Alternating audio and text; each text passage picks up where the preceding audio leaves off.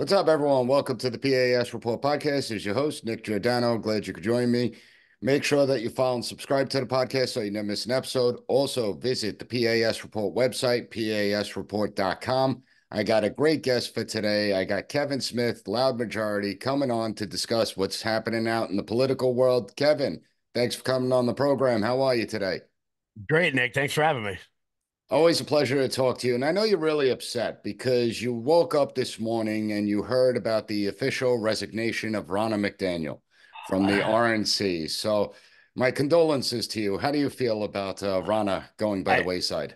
I don't know what the RNC is going to do now. They don't get to spend $80,000 on flowers or a $250,000 on limousines. We might spend them on candidates or on voter registration drives or in promoting grassroots activism like mine. We might put them towards good things like get out the vote text messages or not sending out flyers that were definitely designed in 1975. Then they might go towards some more practical things, updating the system a little bit.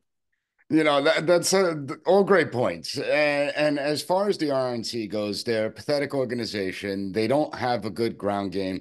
And that's where Democrats have excelled. I mean, let's be honest here. Democrat activism has always, they have the ground game intact. And even better for them, they get taxpayer funded grants from all these quote unquote nonprofits that are operated, but actually just push the Democrat messaging. When you look at it, what do you think Republicans need to start doing in order to get that ground game going? Well, and I use us as the example. The activism that myself and Sean Farish did here on Long Island. A lot of activism on the right comes from people who can only do it part time because they have jobs. They have, on the left, these ballot harvesters, that's their 9 to 5. That's their job. That's where, because they're giving money to the nonprofits, they're giving money to the NGOs. And I talk about it, and I look at a guy like Scott Pressler. What Scott could do with just a little bit of money. Not, no one's asking for the moon here, but if you were able to pay a Scott Pressler in every state to register voters, to ballot harvest, to do anything, to go and speak to the local communities, to go and speak to the colleges and to the high schools and get people engaged and get them involved, it would move mountains. And that is what an organization like the RNC could do. It's not what they've been doing, but what they could do, because a lot of people say down with the institutions and we don't need the RNC. No, no, you need something at the top, whatever you want to call that thing, whether it's take Turning Point USA, for example. You need an entity at the top that can then delineate down below. And that's why I think Turning Point has basically become the de facto RNC. When you look at it, I mean, that's a great point that you're bringing up because you have the RNC, but as the RNC hasn't been all that successful, as they've been mired in scandal, as they have pathetic leadership, it's filtered down to the state GOP apparatus as well. Now, in New York, in Chicago, in Baltimore, we are seeing signs that the people in these communities, I mean, Republicans long surrendered these communities, unfortunately, and they haven't gone back to these communities since. But we see that there is an opening. Like, what do you think the Republicans should be doing to exploit that opening given the illegal immigrant crisis? Well, I think one big thing, and look, whether we like it or not, elections come down to money. And at the current moment in time, there are so many seats, and I'm sure Baltimore is like this. I'm sure LA is like this. I'm sure there's plenty of places in New York that are like this, where Democrats run unopposed. And these unopposed candidates win spending no money. So their entire job is to fundraise for the more competitive races. I think we need to be putting a name forward in every race, statewide, congressionally, locally. That way, the Democrats, at the very least, have to campaign in those particular districts. Because without that, all you're doing is basically teaming up. Look, there are certain congressional districts where a Republican is not going to win based on the maps. And just to be fair, there are certain congressional districts that a Democrat is never going to win just based on the math. But if we put up competitive candidates in districts like Nancy Pelosi's, like AOC's, like Adam Schiff's district, like some of these blue areas all over the country, we can then get rising stars ready for a maybe a more competitive race. We saw Kim Klacik in Baltimore. Kim Klacik race in Baltimore, she was never going to win. She lost 75-25, but she became a national star. She was able to energize more people in that community. And because of that, perhaps Larry Hogan may become the next senator from the state of Maryland. And Larry Hogan's not my favorite, obviously, but if you can peel 5% out of Baltimore, that flips the state. If you could peel 5% out of the Bronx, that flips New York. If you can peel 5%, maybe not LA, but if you can peel 5% from San Francisco, LA, Sacramento, San Diego, all of those large cities in California, who knows what's possible? And I think that's what it's got to be. I think we need to energize people in these cities who want change, who want to be leaders. And we don't do that right now. We're stuck fighting the Cold War. Yeah, and that's the stupidity of the Republicans because they look at it as, oh, we can't win. Why are we going to waste time, money, and effort in these areas? But when you're Mm-hmm. looking at statewide elections, well, those down ballot candidates can actually filter to the up ballot candidates. That's number one. And Mm-hmm. so if you're peeling off 5, 6%, yeah, that can make all the difference. More importantly, if you're doing it every election cycle, well, sooner or later you could get close to the majority, if not the majority, if you actually put the time and effort Mm-hmm. in, but they won't do that because they're morons. But also, what the Republicans don't realize is that when Democrats have city areas locked up and they don't have a challenge, they begin to bus all their volunteers into the suburbs and the more Yes. competitive districts. So Mm-hmm. you've seen this on Long Island. Can you explain it to the audience? Oh, absolutely. So, there's Democrats from New York City, from areas of Brooklyn, from areas of Queens, where they don't run competitive races, so they don't campaign there. And what do? They come out here to Long Island. It's not hard. It's a half-hour drive. So imagine you're living in Florida, the red bastion of America right now, and you got Orlando, a blue city, and no one runs competitively there. Well, it wouldn't be very hard to take the volunteers out of Orlando, bus them 10, 15 minutes east, west, north, or south into what could be a competitive area. And therefore, you lose that race. Even in the smaller places here in New York, Rochester, Binghamton, Buffalo, like the secondary major metros all over the country. If maybe we're not going to win Atlanta, but maybe we could be competitive in Savannah. Maybe we can be competitive in Athens. I mean, we're not going to win Detroit, but maybe we can get Lansing, Michigan. Maybe we can get Flint, Michigan. Maybe we could make a dent in these areas. And if we're able to make that dent, that changes the entire makeup of the state. It does. And one thing is that Republicans need to realize is the last time they won the majority of the popular vote in a presidential election, you have to go all the way back to 1988 to actually find that happening. And there has to come a point where you have to win both the plurality of the popular vote as well as the electoral college vote. Like Republicans have a major problem in the densely populated city areas, and they got to get over that and figure that one out.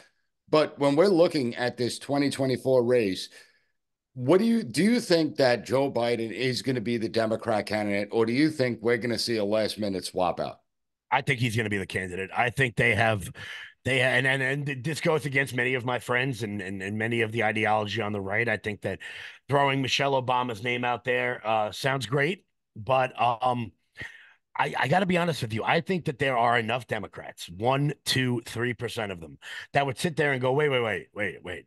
You told us that Joe Biden was okay. You told us he was mentally competent. You told us he was doing a great job. Now you're swapping him out with some lady who hasn't done anything before. There are enough people that would get mad about that too. And I'm not saying vote for Trump, vote for Kennedy, vote for Cornel West, vote for Jill Stein, vote for that other guy who keeps putting up Twitter ads whose name I can't remember.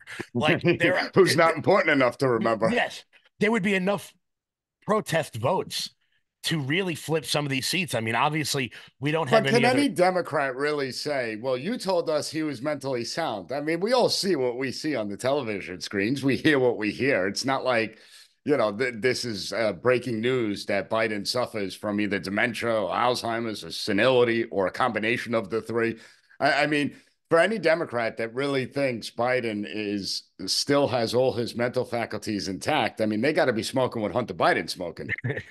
Well, maybe he's getting some. I don't know. Does crack have secondhand smoke? I'm not really sure. I'm not really sure. But it We should ask the White House about that, got to because I maybe. think they still haven't identified whose bag of cocaine it was. And maybe that's why the dog keeps biting people. He's rabid. He's getting some of Hunter's crack secondhand smoke. But I think there would be enough in certain places to probably just go. You know what? I'm done.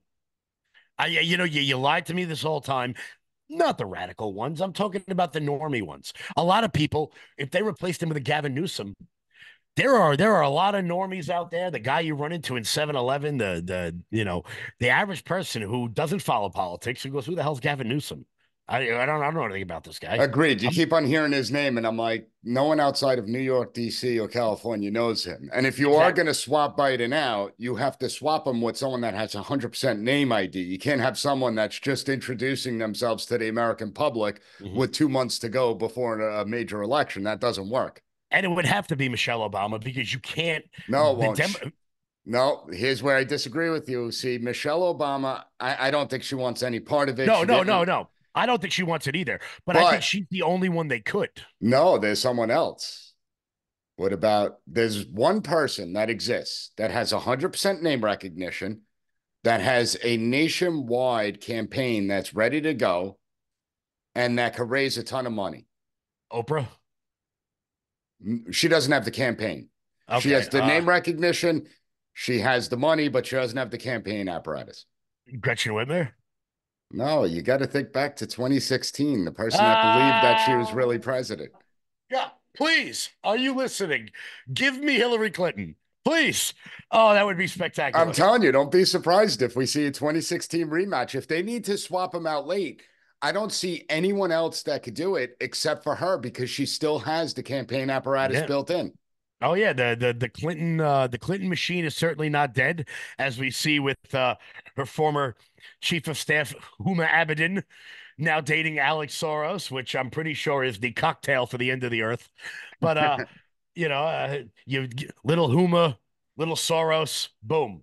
But yeah, I mean, there is no way the Democrats could be that arrogant. I mean, I wouldn't put it past them, but I think that would piss off so many people on their radical left that they would probably run a uh Ayanna Presley just to be spiteful. They'd throw somebody else in there like that. I think that would make more people go to Cornel West, the most radical left Democrats, the people who are saying, "Oh, you're replacing the first ever black female vice president with another old white lady." They have backed themselves into so many corners by not being principled. And the Kamala Harris conundrum has got to be screwing with the John Podestas and the Chicago machine in the Democratic Party right now. Well, I say that if they do, let's say, elevate Kamala to the top of the ticket, then it's just a throwaway election. That they feel that they lost it. They're just elevating her to the top so they don't have to deal with the blowback from people, the claims of racism, and so that they could just get rid of her before 2028. But despite all that, so we see the Democrat challenges. Despite all that, it's still going to be a real close presidential election. I mean, Yeah. given everything that's going on, all the Democrat failures, the policies that exist, and Republicans better smarten up and stop just tagging the failures of the Biden administration on Biden's senility. These are Democrat policies that have been a failure. It's not necessarily Biden himself, it's their policies that have failed. But when you look at it, there's still a large segment of this country that would say, you know what, I'll take the dementia patient over Trump. How do you get over that? Well, I think that, and look, we have to use these numbers. I know a lot of people don't believe them, but what is it? 34,000 votes in 3 states. That's going to be the election. That is the target area right now. And first off, I think we have a But I'm not serious. saying that. What I'm saying is, like at this stage right now, The only people that could claim that their lives have gotten better under the Biden administration are extraordinarily wealthy individuals and people that own green energy companies, right? I Yeah. mean, that's it. If you're middle class, upper, lower, or just middle class, if you're impoverished, your life has gotten far more difficult under this administration. How scary is it that there's people out there that will say, okay, I'm having difficulty paying my bills. I have to juggle. We have all these illegal immigrants coming in. They're sapping all the resources, but yet I'm still going to vote Democrat because the Republicans are that much worse. Like, You how know, frightening is that? I mean, I the think Republicans suck. Don't get me wrong. I'm yeah. not trying to say that Republicans are this great political party that's going to take America to the next level. Many of them have shown themselves to be failures. Many of them are part of the same swamp that exists. Many of them are just totally inept and incompetent. But at the same time, they're definitely better at this point than the Democrat policies that have been in place. Well, then I think it's up to Republicans to go to places that we've never gone before. And there are so many people out there willing to do it. If you're a Republican and you're listening to this and you're waiting for guidance from your local party, then you are SOL, okay? Because these people will not change, okay? So if you're living in a state that has been traditionally out of reach, New Jersey, and you want to make a change, go to Trenton, go to Newark, go to these places and tell people, is your life better than it was 5 years ago? Get them involved. It is not as difficult as you might think to do. To look, Republicans will not go to the inner city because they think that it's unwinnable. However, as you and I saw firsthand, if Republicans had spent a little bit of time in the Bronx, a little bit more time in Manhattan, we'd have Governor Lee Zeldin right now. If they had spent a little bit more time in Binghamton or Rochester or Syracuse, we'd have Governor Zeldin, and I'd be freezing to death in Albany right now. Just kidding. But it is up to each and every one of us, and I think that's what we've proven out here on Long Island is that if there's enough people out there in your local community, you don't need 1,000 people. All you need is 10 people, and you could take over the country. You could take over your whole local apparatus. Just 10 motivated people who talk to 10 motivated people. And that is how you grow a grassroots movement. And it is not as hard as you would think. I mean, if anyone wants to get involved wherever you live, reach out to me and I will teach you how to do this. And it's not this isn't something like buy into my program. It's not I'll just text you on Twitter. I'll give you free advice. For $199, you'll Yeah. find out all the secrets. This But is not this is not the Church of Scientology here. We don't do that. well, when you look at it, you actually brought up New Jersey. I mean, you had the Republican candidate for governorship, Ciparelli or whatever his name is. I can't recall it off the top of my head, but he came what within 19,000 votes. Had the Yeah. RNC did a little bit of legwork there, he could have actually won that seat. So you're right. Mhm. It really isn't that complicated. Politics is never that complicated. Yeah. But what I find the problem when it comes to people that are, and I'm talking about ordinary people out there, so every one of you listen up out there. What Republicans is, we're really good at complaining about everything. We're really Oh yeah. good at complaining about the candidates, complaining about rhinos, complaining about, just elections. But that's where it stops. I look at campaigns that struggle to get volunteers, that they're begging people to just take a weekend out of their lives to go and volunteer.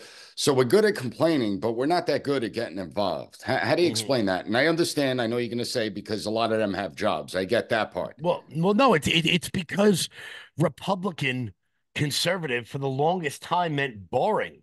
Have I mean that the one thing that we But were we're able to fun.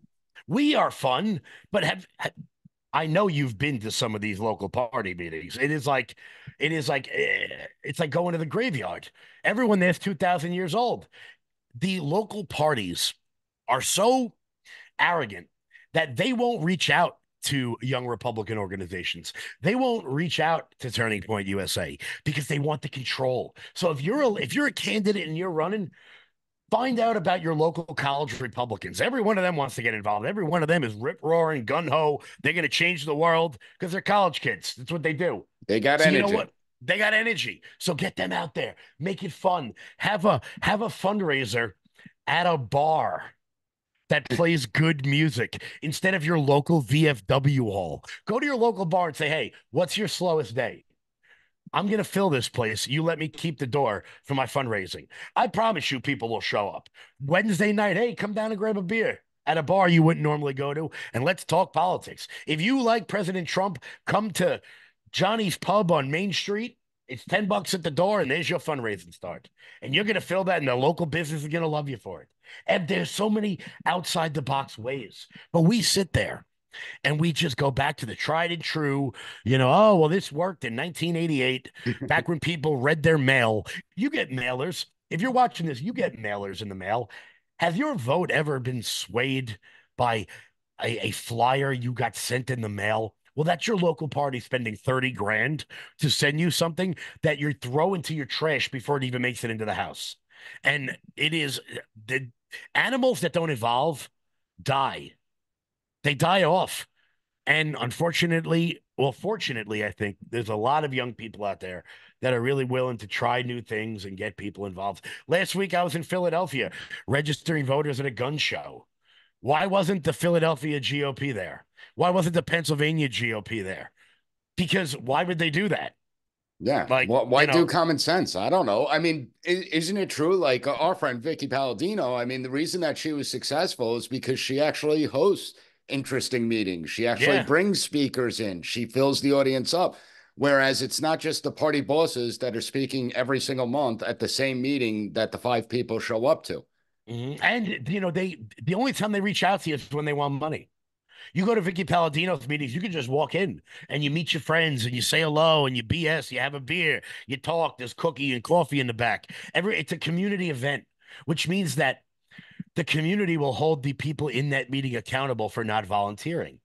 Because if you go down to Vicky Palladino's office and you're the only one there, next time you go to the Whitestone Republican Club, you can look at all the people who saying they want to get involved and go, well, where the hell were you? I was there by myself.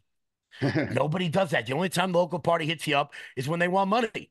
And I don't know, throw a free event with your local electeds so that people can converse with them. I'm not going to go work for somebody that I don't know, that I don't feel some affinity with, that I don't believe in.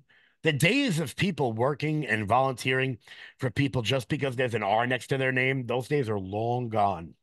Yeah, and I see it every day in the classroom. My students are much less engaged than they were pre-COVID. I used to put out internship opportunities with both Republican and Democrat candidates because I'm always fair like that. If a Republican candidate asks me to do interns for my classes, well, I say I got to talk to the Democratic candidate and offer it both sides to my classroom.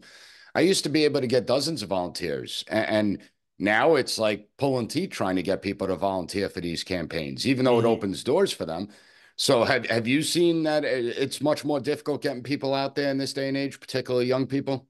It seems as though that, for me at least, what I've noticed is that it's harder to get people out, but the ones you do get out tend to be more passionate.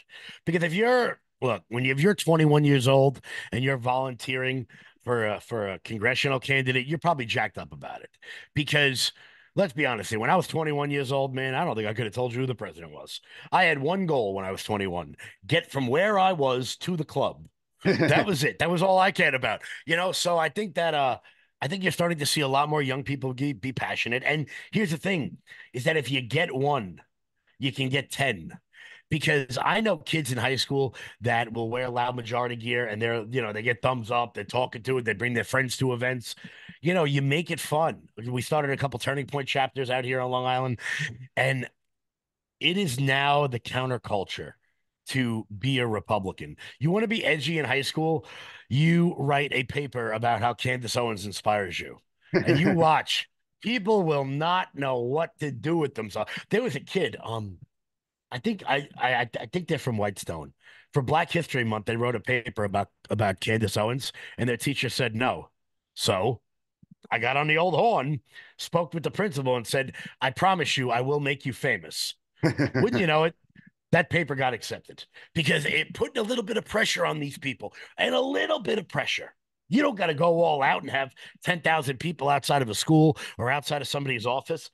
You make 20 phone calls to your congressional office, they will freak out Yeah. because they're not used to it. Yeah, because nobody calls them because people don't know what constituent services are all about. That they're clueless about it because they were never taught it because of a failed education system. Mm. Now, as far as loud majority goes, what do you have prepared going forward for this 2024 election? Well, at least for now, I'm doing a lot of stuff in swing states. Like I said, I was just in Philadelphia. Obviously, once the weather gets better, we will get rip roaring, ready to go out there rallying all over the place. I'm going to, haha, I'm going to pick and choose my candidates that I get behind a little bit better this time because there are a lot of useless people who benefited from a lot of blood, sweat, and tears from us, Nick LaLota. Um, and not to say any names, but a lot of useless people benefited from a lot of hard work from a lot of volunteers, and I'm not going to waste people's time. But the Trump rallies are fun, man.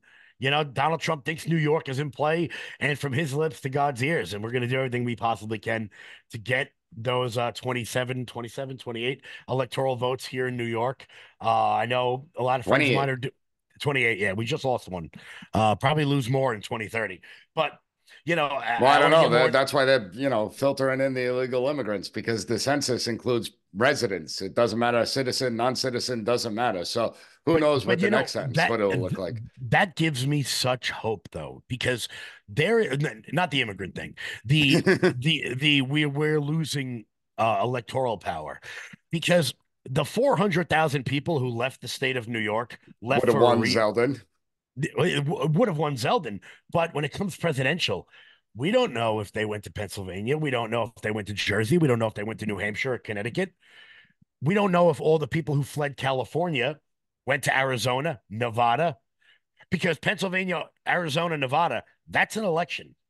That's the ball game right there. Without Wisconsin, without Michigan, without North Carolina, without Virginia, without Georgia, just those three. That's an election. So how many? And I'm sure you can name, I don't know, 50 people off the top of your head, guys you grew up with, coworkers, your neighbors that are now voting for Governor DeSantis, that are now voting for candidates in some of these swing states. They all fled. So how many left? Is it that 34,000? Is it that 50? What is it? 43,000 in three states? Because if it is, we could see an electoral landslide. And look, you said it with New Jersey. If New Jersey flips, Democrats can't win mathematically. Because if Jersey flips, that's the Philadelphia area, that's Pennsylvania, and we can all go to sleep nice and early on election night. Nice Yeah, and the early. way it should Eh, be. We should be able to Yes. figure out who's president on election night. If we can figure out who wins American Idol that night, I know who wins. Well, I don't watch it, but Don't people can lie. find. Don't lie. I don't. I stopped watching right around Carrie Underwood. But they called Dancing with the Stars that night, but I gotta wait 3 months. I still do not know who won the 2020 Democratic Iowa caucus. We still don't know. No one has come out with that number yet, and I think it's pretty absurd that on primary night they all come in instantly. They called South Carolina for Trump yesterday in like 90 seconds. So what is going on in all of it's so funny too because people can name cities. Very rarely can you name the county, but everybody knows that Nevada is in Clark County. Everybody knows that Atlanta is in Fulton County. Everybody knows that Phoenix and Scottsdale are in Maricopa County. Who the hell can name the counties that these places were in beforehand? But we all know it now. Yeah, and it really is a scam. I mean, when you're looking at it, you go back 40 years ago, 50 years ago, before this technology that we could figure out who's president on election night. Yeah, today we can't. Truly amazing. Now, one more thing. When we look at Trump rallies, I've constantly said that he needs to do the inner city rallies. He doesn't need 50,000 people in a stadium somewhere. He doesn't. If he could get 1,000 people, 2,000 people at a rally in, let's say, South Bronx, which he's considering doing, let's say areas of Brooklyn, let's say areas of Chicago and Baltimore. How much do you think that will change the dynamics? Or do you think I it will change the dynamics at all? Oh, I absolutely think it would, for particularly because it wouldn't be hard for Trump to fill the garden. 18,000 people in New York, they'd come from all over the place. Now, will the particular municipality allow a Trump rally in Chicago or where they give it, oh, we can't put you in wherever the hell the Bulls play. We can't put you in, this arena.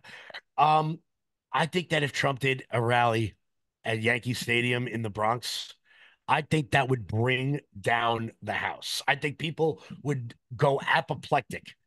And I think it would be fantastic, man. I mean, that's the only thing that could get me to go to Yankee Stadium. No. Well, I mean, listen, I just avoid crowds altogether, but the Yankees, hopefully they'll be a good team this year, at least in my opinion. You're a Met fan, so ugh, Yeah. disgusting. There's But actually so spring training started a couple days ago. The season ended yesterday. yeah, well, no, I love the Met fans that every year, this is the year, this is the year. And they'll say it up until the All-Star game, and then the Mets will be on fire, and then all of a sudden they just flame out. It's like, same story over and over again.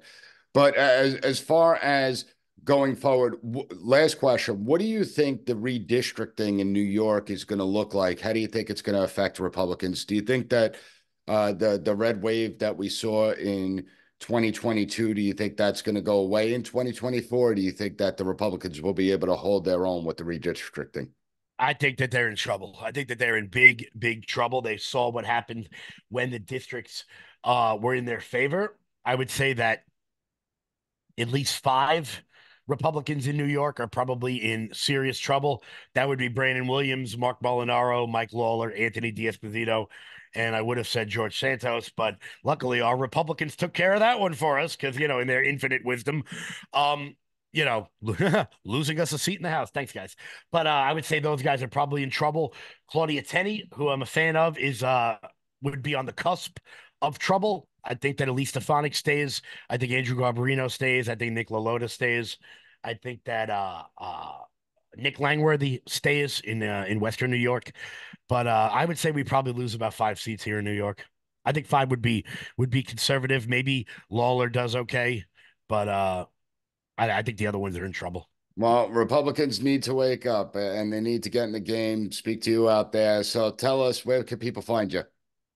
You guys can follow me over at rumble.com/loud majority US. That's rumble.com/loud majority US. I also do a daily show on Rumble on LFA TV. If you guys want to sign up for our newsletter, so you guys will know what we're doing. I go all over the country. I try to go all over the country and help energize the grassroots everywhere. You can go to loudmajorityusa.com, sign up for the newsletter over there, and we will get rocking and rolling, baby. Sounds good. And we'll have the links up at the PAS Report website. So don't forget, visit PASreport.com. Kevin, thank you for joining me. Always enjoy the conversation. Thanks for having me, Professor.